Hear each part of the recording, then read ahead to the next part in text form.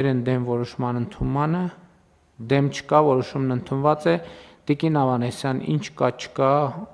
ապահովագրության գործերից առողջություն։ Պարոն վարչապետ, ասեմ, որ այսօրվա ժամը 10-ի դրությամբ մենք ունենք 87,048 ապահովագրական գրանցված դեպք, այց, որից ուրեմն 7739 ամբուլատոր այցեր են և 8612-ը հիվանդանոցային դեպքեր են։ Պետք է նշեմ, պարոն վարչապետ, որ մենք այս աճի տեմպը ըստ էության մեր ակնկալածի շրջանակներում է, մենք ուրեմն հետևում ենք ամենօրյա ուրեմն թե սպասարկված դեպքերի թվին, թե նաև փաստացի առաջացած քաղաքացիների, բուժաշխատողների, բժշկական կենտրոնների վարչական անձնակազմի կողմից մեր բոլոր բարձրացված հարցերին, ընթացիկ շտկումներ ենք իրականացնում, որ համակարգը ավելի մարդակենտրոն եւ ավելի քիչ պրոցեսներ իր մեջ ներառող լինի այս ճանապարհը, բայց ընդհանուր առմամբ պարոն վարչապետ նաև այցերը եւ հարցումներն ու մեր քաղաքացիների հետ ըստ էության խոսակցությունը փաստում են, որ շատ մեծ հերթեր պոլիկլինիկայում այս պահին չունենք, լինում են պիկ ժամեր, բայց փորձառությունը ընդհանուր առմամբ դրական է, հիվանդանոցային օղակում առավել եւս մեր քաղաքացիները երբեմն զարմանում են, որ այո գործում է եւ նրանք ծառայությունը կստանան առանց վճարումներ իրականացնելու, քանի որ պետությունը իրենց ապահովագրավճարները վճարել է, բայց մենք աշխատանքները որոշ ծառայություններ, որոնք այն որ ստացել են եւ մտել է ապահովագրական փաթեթի մեջ։ Որովհետեւ էլի մենք պետք է անդադ ասենք, որ ընդհանուր առմամբ երկրում բժշկական ծառայությունների մոտ 30%-ն է, որ ծածկվում է առողջության ապահովագրության համակարգի կողմից, բայց ամենաշատ պահանջարկ ունեցող 30%-ը։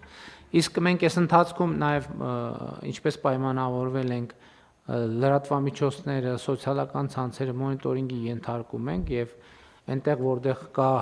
ռացիոնալ եւ հիմնավորված քննադատություն, որպեսզի հատ դուրս բերենք եւ ամեն ինչի հետևից գնանք, որովհետեւ ինձ նախորդ օրը օրինակ լարեց ինչը, որ ես փոխվարչապետի նամակը տեսա կապված իր անձամբ իր տեսած դեղատանը իրավիճակի հետ, այդտեղ բայց ինչն է ինձ անդադ լարում, որ տեսեք փոխվարչապետը,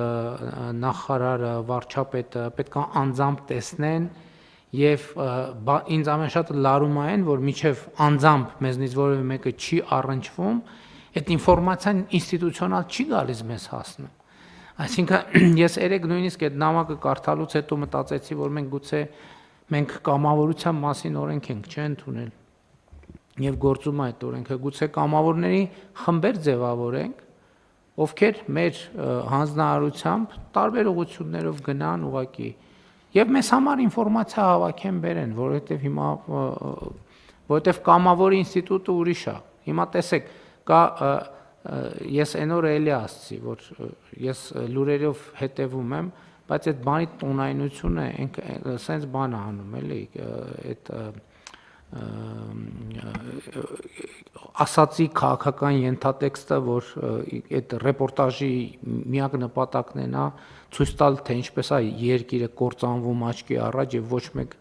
բան չի եւ մարդիկ ռեակցիա չեն տալիս։ Այսինքն դա քաղաքականացված տեղեկատվություն է, որը տոնայնությունից սկսած ինքը արդեն շատ հարց է, բայց գուցե մենք մեր ինստիտուցիոնալ համակարգը պետք է զարգացնենք։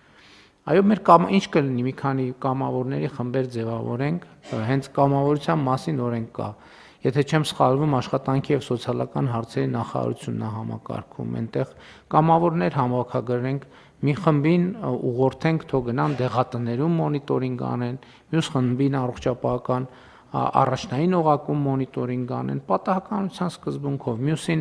բժշկական կենտրոններում մոնիտոր, մի հատ է կողքից հայացք, որպեսզի մենք անդադ օրինակ իմ մտքով էլ այլ անցնում, ասում եմ մի օր մտնեմ եւ այլն, բայց նկատի ունեմ պետք է ինստիտուցիոնալ դարձնել այդ։